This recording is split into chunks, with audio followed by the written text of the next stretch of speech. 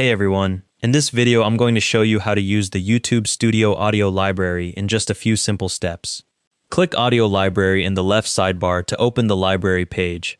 Click the search box at the top and type Lo-Fi Beats to filter the track list. Click the play button on the flip to preview the track, and a playback bar appears at the bottom. Click play in the bottom bar to start playback. Click the star icon next to on the flip to save it to your favorites, and the star fills in. Click the star again to remove it from your favorites. Click the star icon once more to save it again. Click the star icon next to High Noon to add another track to your favorites. Click the star again to confirm it's saved. Click the play button on the flip to preview your saved track.